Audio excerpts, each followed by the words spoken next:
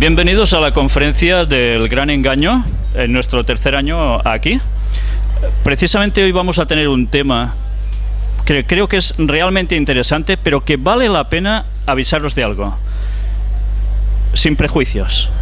Si hay prejuicios para ver algo de lo que voy a presentar hoy aquí, os vais a quedar sin entendimiento de lo que podréis saber. ¿Por qué os digo esto? Pronto lo vais a ver.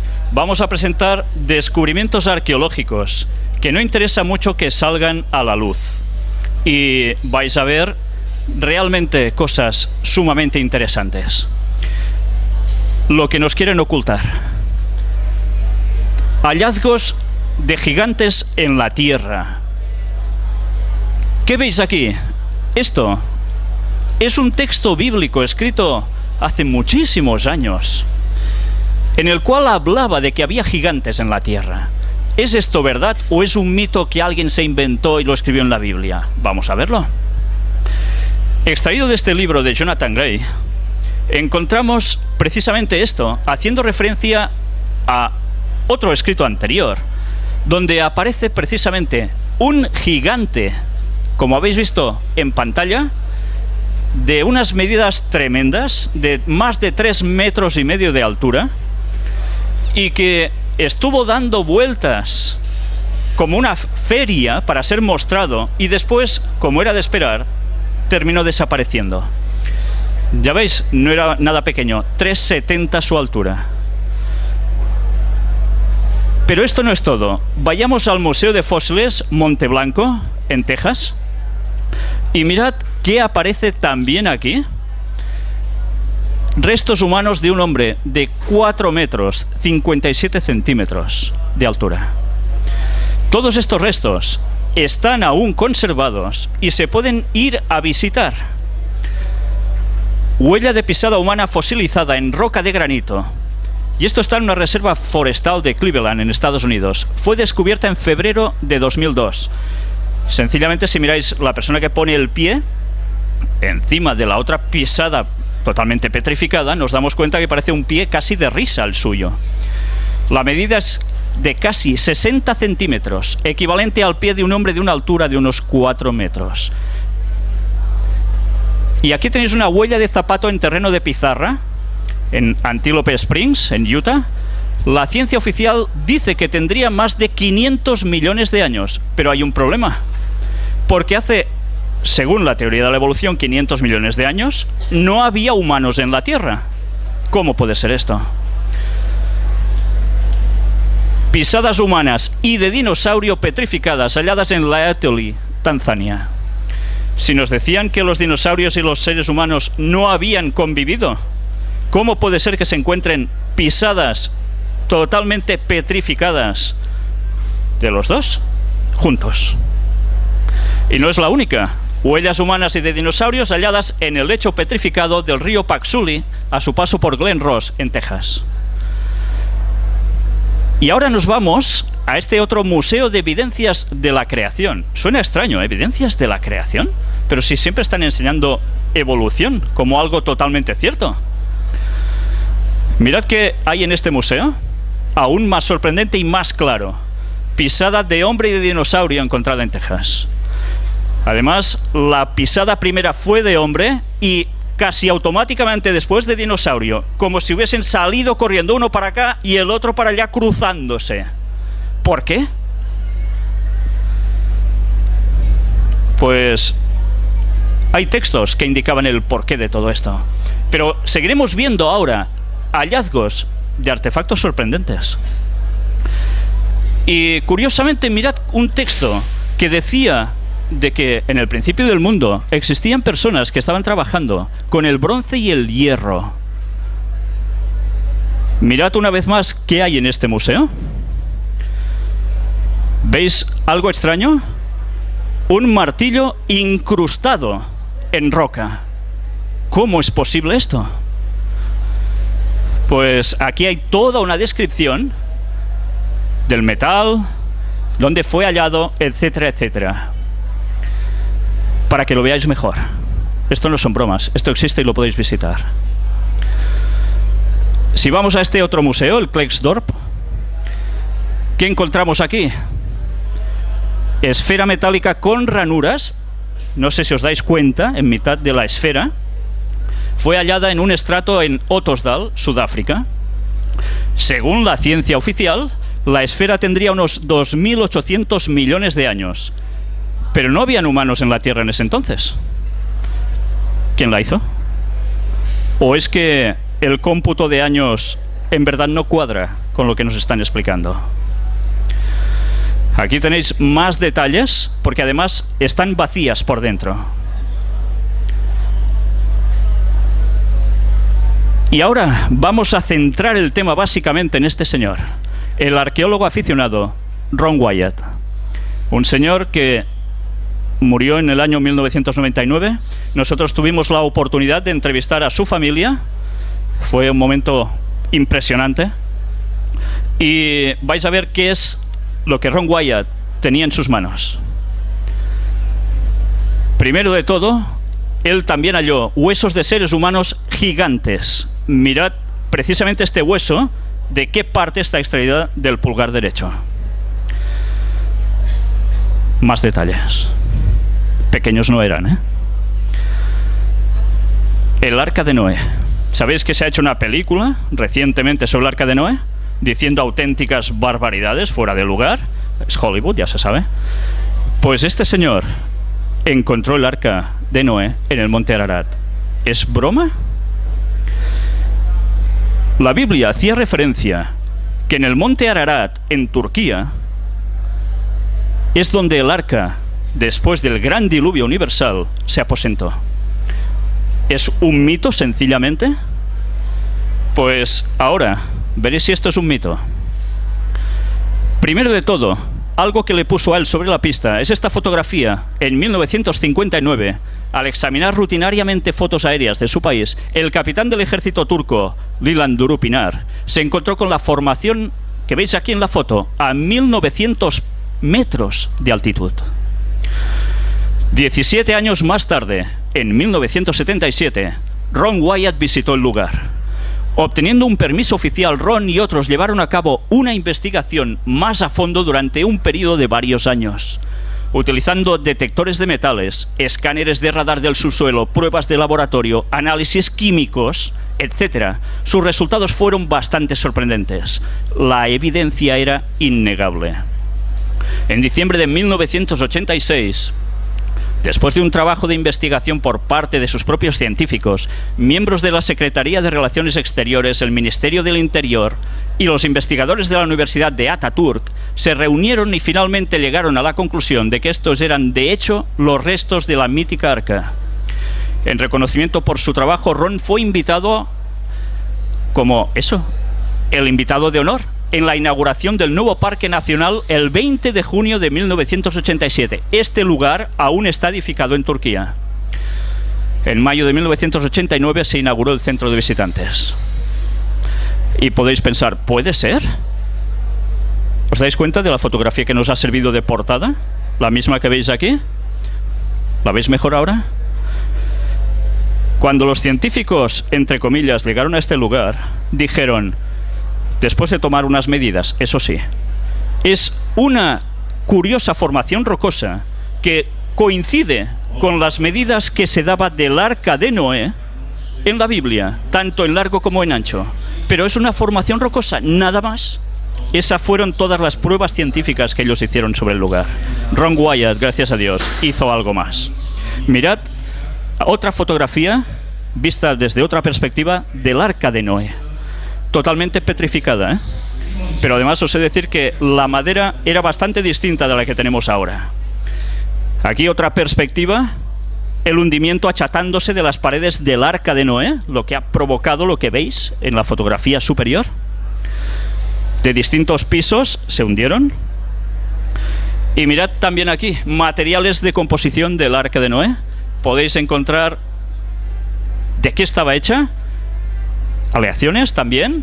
Aleaciones, estoy hablando de aleaciones, cuando teóricamente el ser humano en esas épocas dicen que iba con un taparrabos, más o menos. Y mirad las costillas fosilizadas del Arca de Noé. ¿Creéis que esto es una formación rocosa casual? Más sobre lo mismo. Y aquí tenéis algo muy interesante. Las líneas de hierro. Todas estas cintas de colores fueron establecidas a lo largo de las lecturas del detector de metales que Ron Wyatt llevó allí y muestran un patrón regular de hierro. Una confirmación más de que el sitio contiene los restos de una enorme estructura hecha por el hombre, no por la naturaleza casual. Y esto, fragmento de madera petrificada del Arca de Noé. Y además de un color rojizo, justo como se describía que era el Arca de Noé. Y esto tiene una simbología además, que ahora no os voy a contar. Aquí tenéis remaches de aleación del Arca de Noé. ¿Es posible esto? Pues es totalmente posible. Sencillamente, aquí tenéis análisis del laboratorio en el cual se van mostrando cómo todo esto es cierto. Los remaches fueron hechos de aluminio y titanio. Sabéis que el titanio es sumamente duro, pero el aluminio no se encuentra por naturaleza en la Tierra. Entonces, ¿esto qué es? Aquí tenéis a Ron Wyatt con una de las anclas de piedra del Arca de Noé. Supongo que os sorprenderán esas cruces grabadas en la roca. Se debe a que los templarios también estuvieron en ese lugar. Y dicen que cada cruz hacía la simbología de Noé y su esposa y sus 3 hijos, Sem, Cam y Jafet, con sus respectivas esposas. Pero atención a esto, por si alguien no se cree que eso es el arca. Aquí tenéis la foto de escáner en 3D del interior del Arca de Noé, cedida por Ross Patterson de Nueva Zelanda, nos la cedió. Desde aquí le doy las gracias. Hecha además por Anders Olaf Borjabak de Noruega. También están en lo mismo que nosotros. Mirad, sobre todo, cómo hay compartimentos en ángulo recto. Esto es una formación rocosa casual por dentro. Pues ahora vamos a ver precisamente una presentación de pruebas en directo. Los análisis del laboratorio de uno de los remaches y muestras de la madera petrificada laminada pertenecientes al Arca de Noé. Aquí tenéis esto, el análisis del laboratorio, donde se habla de la composición. Aluminio, titanio, hierro. ¿Esto es casualidad? Certificado. Pero no es todo, no es todo. Mirad, en el Museo Arqueológico Wyatt, que está en Tennessee, en Estados Unidos, vais a ver a alguien aquí que os va a sonar. Si os giráis lo tenéis detrás. Ángel, colaborador nuestro, estuvo en ese lugar con la madera petrificada. Yo le pediría a Ángel, por favor, que viniese a decirnos un poco, porque él es biólogo, no es nadie que no sepa de esto, se encarga específicamente, su trabajo es sobre madera.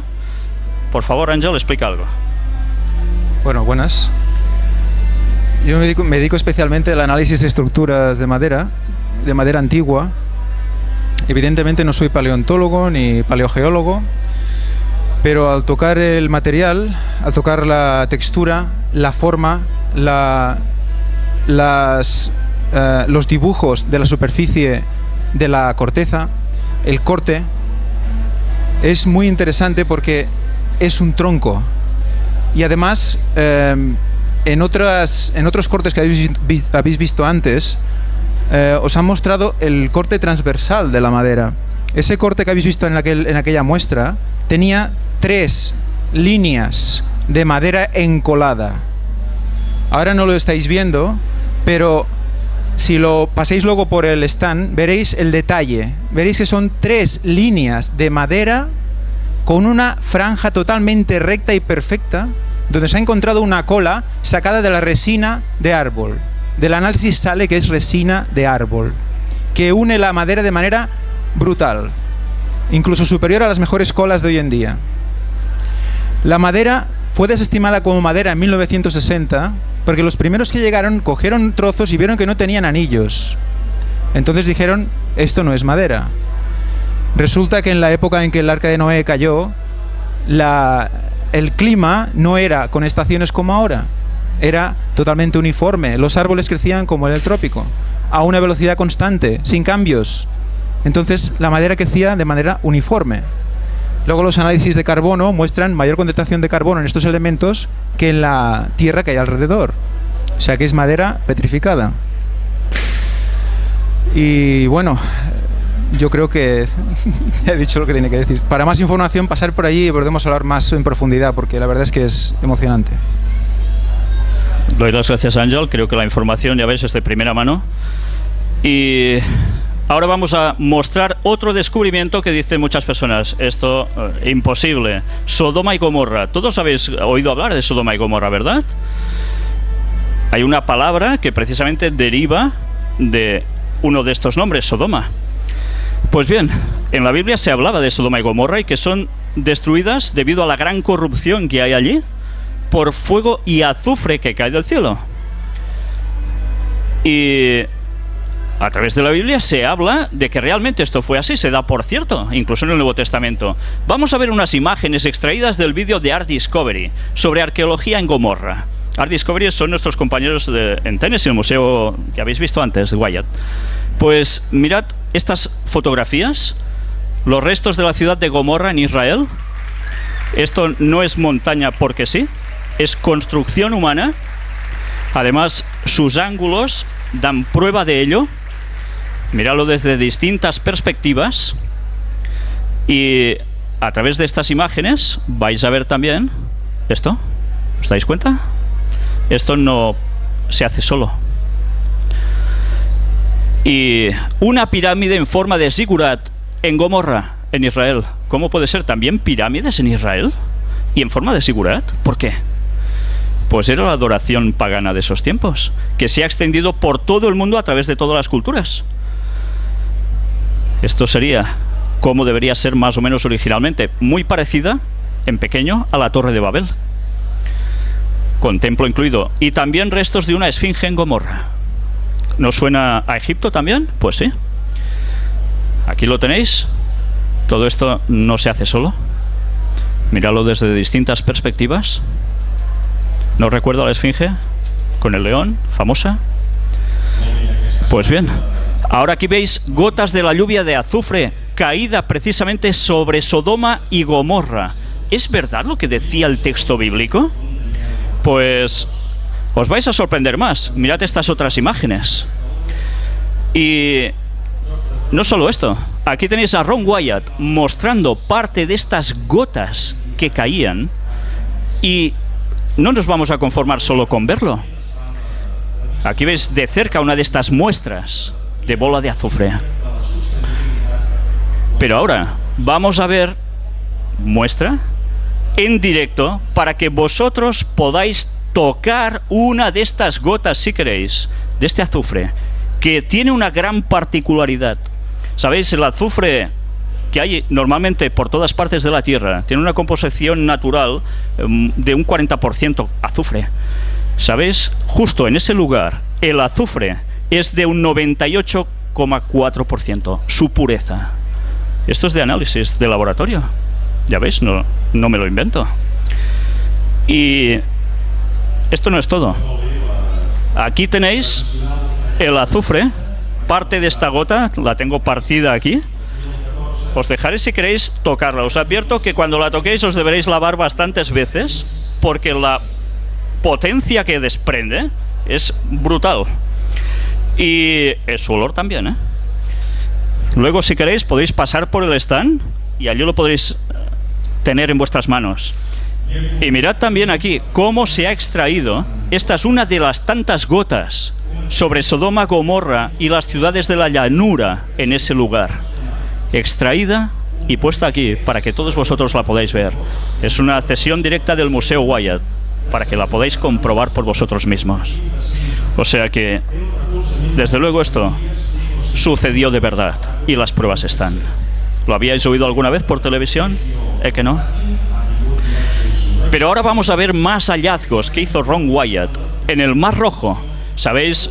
Como por ejemplo en la película famosa de los 10 mandamientos de Charlton Heston, cruzan, el mar se abre, se cierra, los carros de Faraón quedan allí. Esto es película. La Biblia se lo inventó, ¿sí? El texto bíblico decía que había sucedido esto.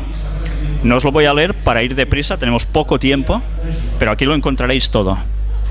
Este fue el éxodo de los hebreos de Egipto al monte Sinaí, todo este recorrido que veis en rojo.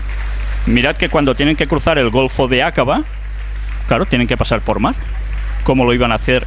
Unas 6 millones de personas, más ganado. Los carros de Faraón detrás. ¿Y qué iba a pasar? Este fue el lugar, precisamente. El paso rodeado entre montañas. Justo llegaron aquí. Y aquí se encontraron encerrados. Este es el lugar del cruce del Mar Rojo. Una playa tremenda, inmensa. Cabían todas esas personas. Y esto, un modelo en 3D, en el cual encontramos el lugar donde pudieron cruzar por un puente natural que hay. Abismo a cada lado. Justo ese lugar fue por donde ellos cruzaron. Más pruebas de lo mismo. Ya veis de dónde está extraído. Más detalles. Y estos son las ruedas de los carros de Faraón. Aún están allí. Aún están allí. Aquí tenéis la comparación de los radios de las ruedas, que coinciden con los que se encontraron en la tumba de Tutankamón. Tenéis también cómo está cubierto por coral. Aquí tenéis las ruedas. ¿Habíais visto esto alguna vez? No saldrá por televisión seguramente, muy difícil. Ron Wyatt lo encontró. Él estuvo entrevistado en algún lugar, en algunas televisiones. Mirad cómo coincide también con las formas de los carros de Faraón de Tutmosis IV. ¿Y qué más encontró allí debajo? Huesos humanos en el lugar del cruce del Mar Rojo, justo allí.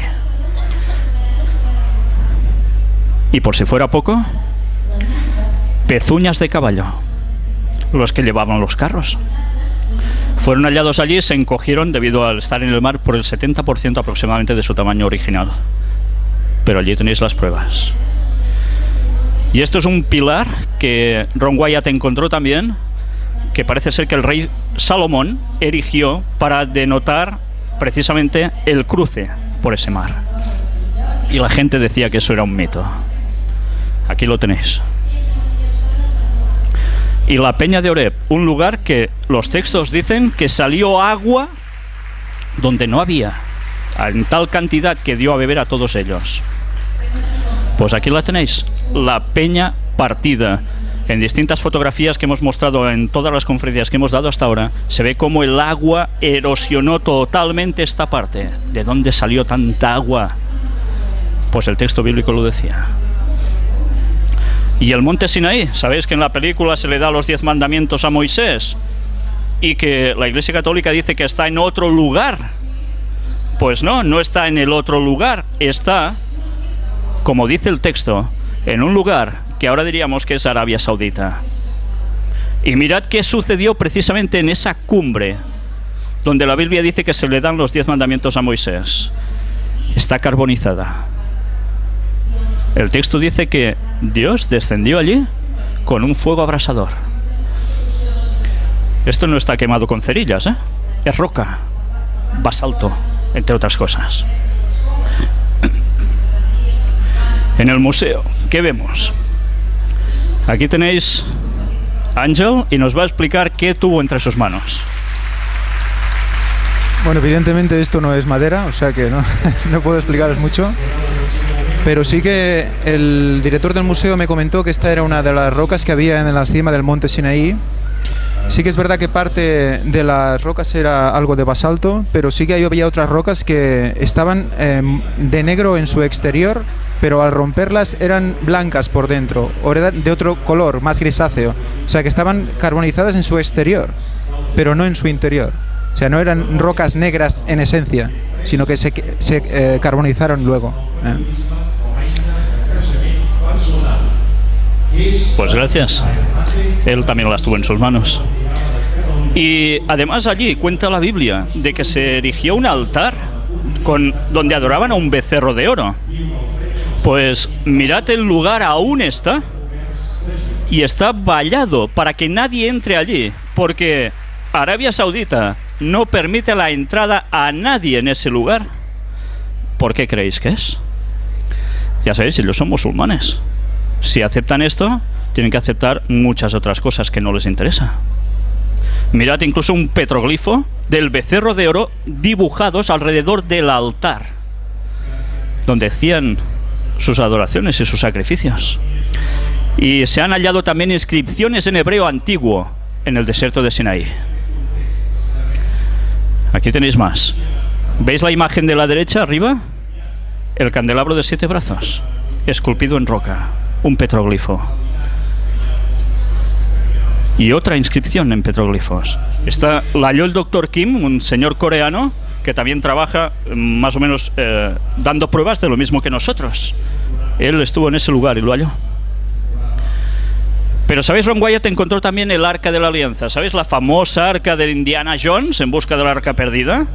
Pues bien, curiosamente fue en el mismo año. Y curiosamente fue en otro lugar totalmente distinto, de donde Hollywood nos lo pintó. Aquí tenéis la explicación de qué estaba hecha el arca, para qué servía, quién podía tocar exclusivamente el arca. Eran levitas, una parte que se encargaba del sacerdocio entre las tribus de Israel. Y después de ver todos estos bíblicos que nos hablan precisamente de dónde el arca se puso al final, fue instalada en el templo de Salomón, en Jerusalén.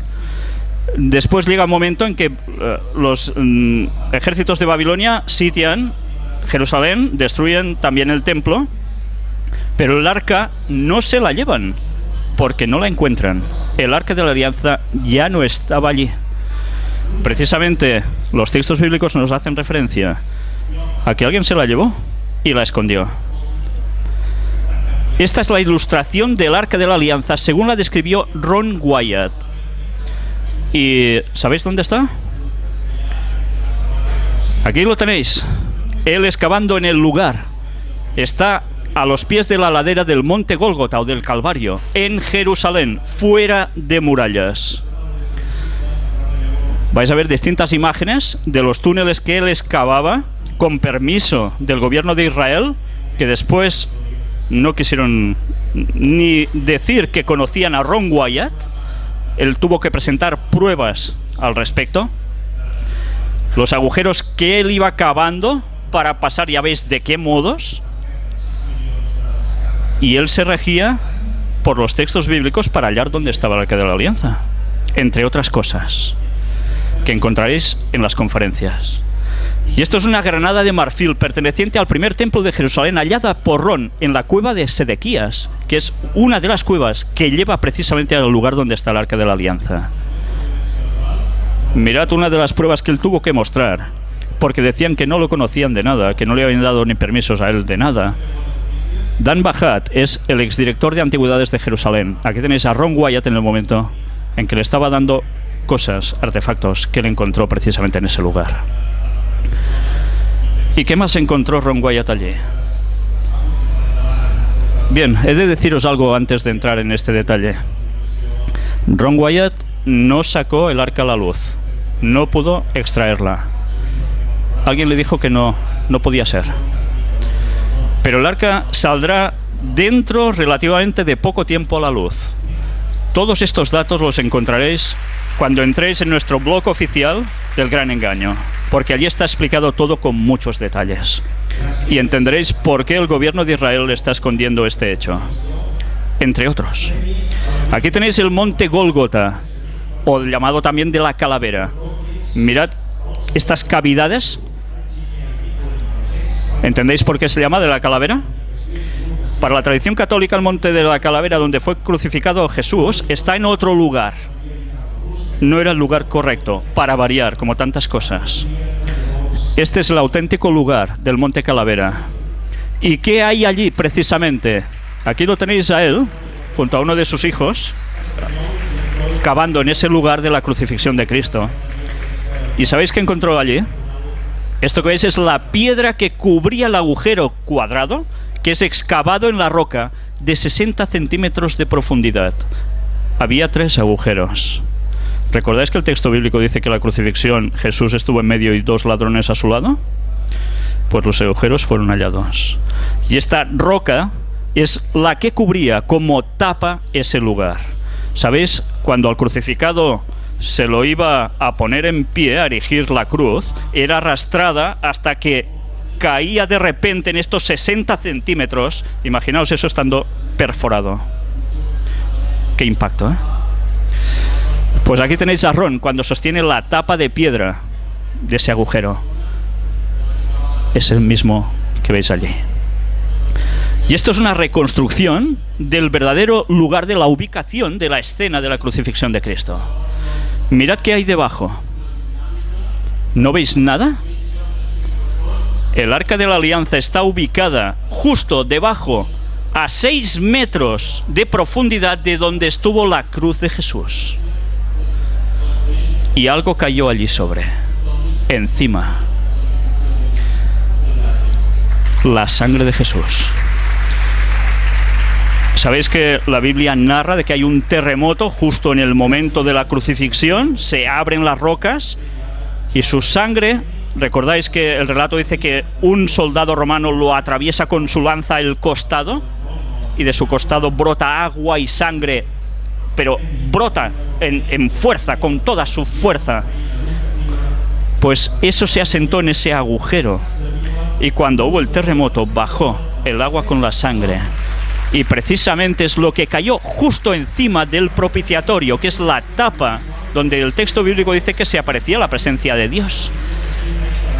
Pues mirad algo interesante. Aquí tenéis a Marinelle. Marinelle es la viuda de Ron Wyatt. Ahora creo que se ha vuelto a casar hace unos años. Y ella dijo que los restos de sangre están bien custodiados porque Ron Wyatt extrajo parte de esa sangre. Y fueron analizados, en un laboratorio. Aún hoy en día están bien custodiados. Y además, ella misma dice que en un próximo tiempo se van a mostrar a la luz pública, con el análisis y todo. Todos los hallazgos de Ron Wyatt se han podido comprobar como ciertos, menos la ciencia oficial, que no quiere hablar de ellos o lanza toda la tierra que puede sobre él. Pues ahora vamos a ver un vídeo de 4 minutos solo, con las declaraciones de Ron Wyatt. Está en inglés pero subtitulado al español, para que os deis cuenta el testimonio que él da sobre el análisis que se hizo de los restos de la sangre de Jesús. Creo que os vais a quedar realmente sorprendidos. Vamos a entrar a este vídeo.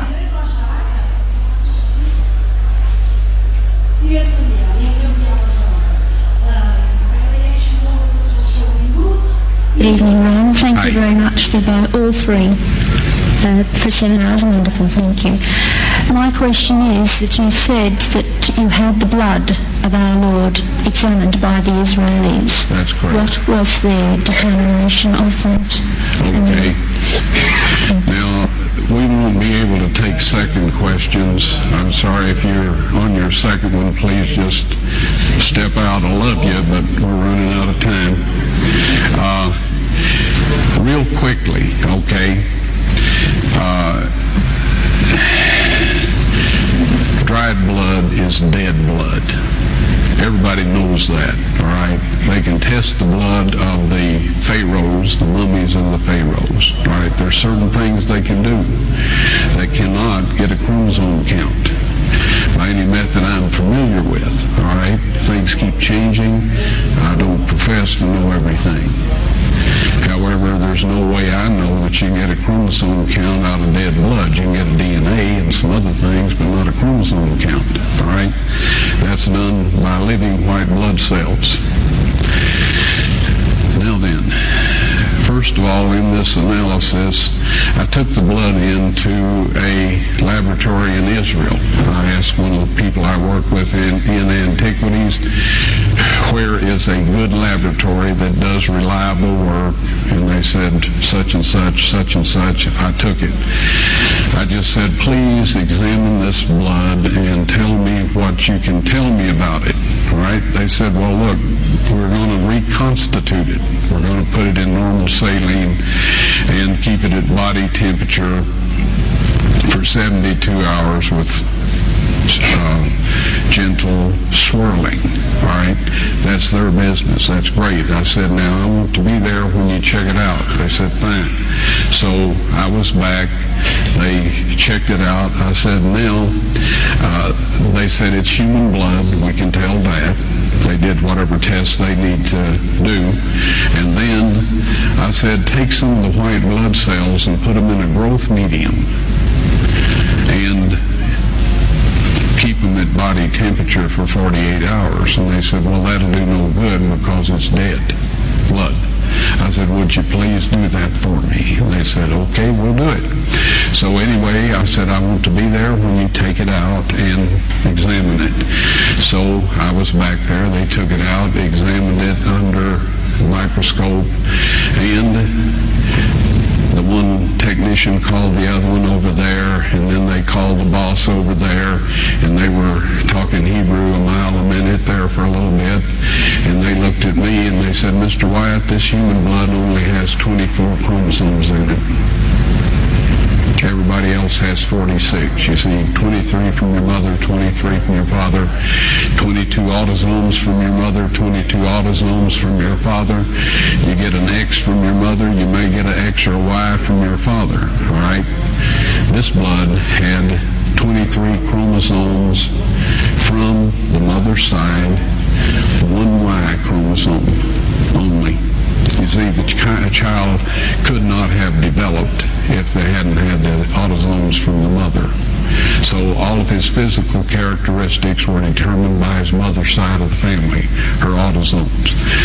His maleness was determined by this one Y that came from a source, not a human male. Then they said, this blood is alive. And then they said, whose blood is this?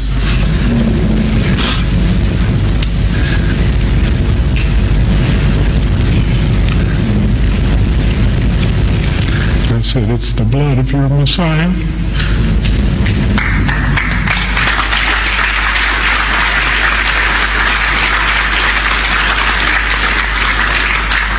And I assure you, those men's lives have changed. You're welcome.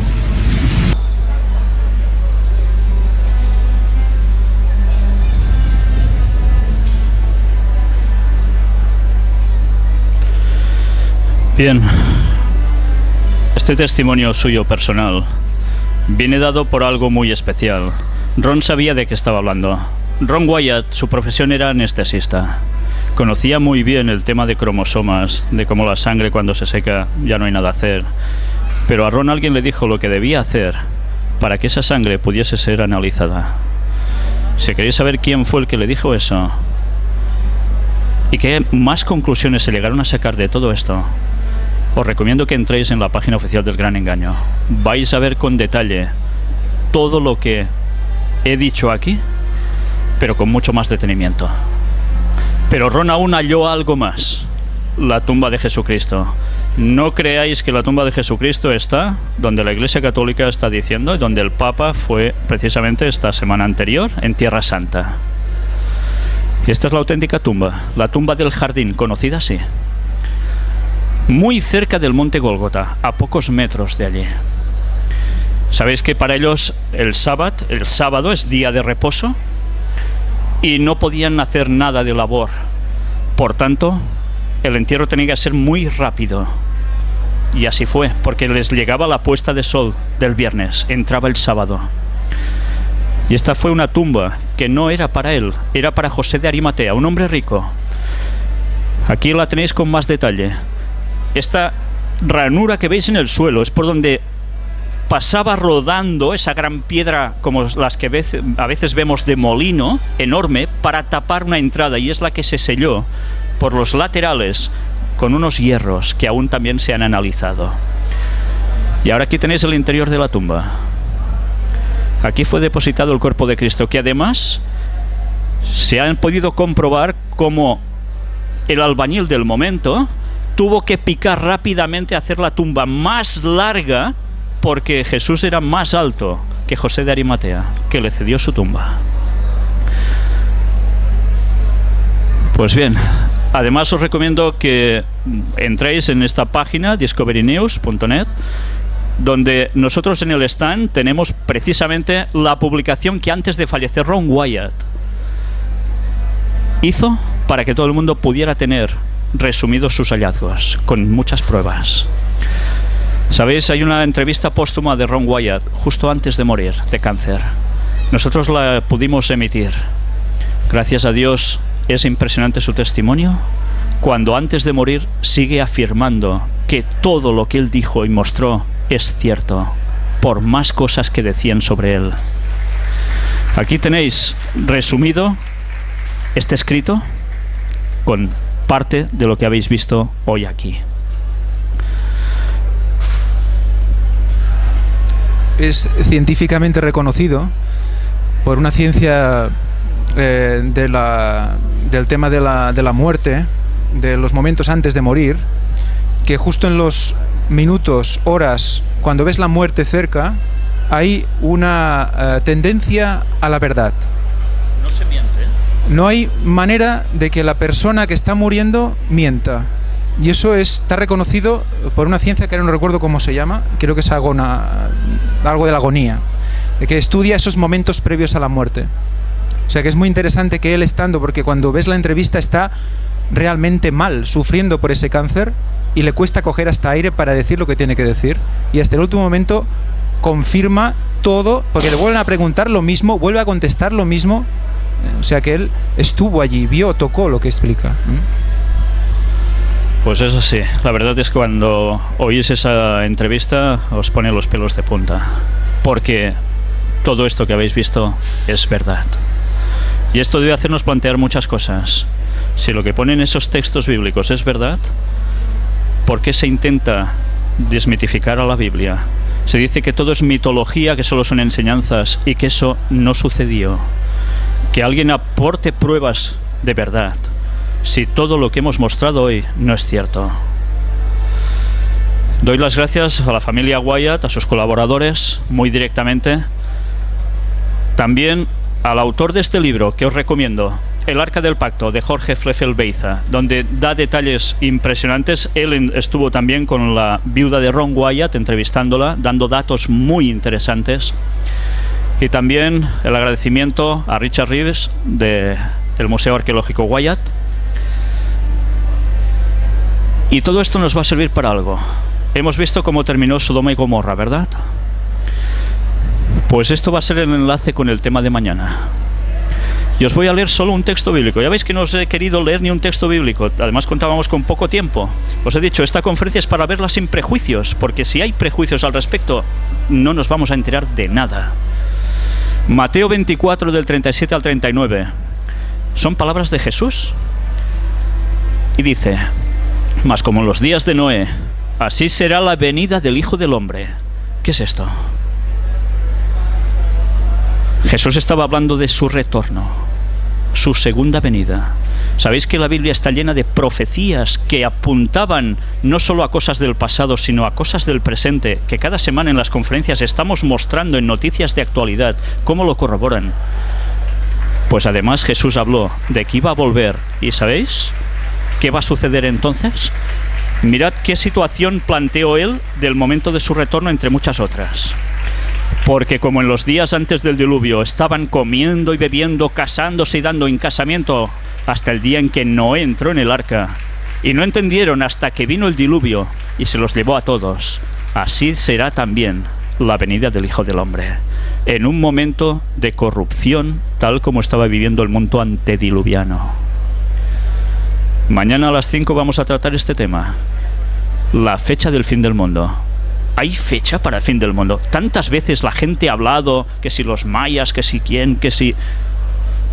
Pues bien, mañana vamos a hablar cómo hay textos bíblicos que nos hacían referencia a que sí hay una fecha para esto. Pero no solo esto. Además, ¿qué sucede cuando se dice que el mundo se acaba? Mañana vais a ver qué cuentan esos textos y otros de qué va a acontecer en esos momentos. Solo os digo una cosa. Falta pocos años para que veáis esto. Mañana a las 5 continuaremos. Muchas gracias.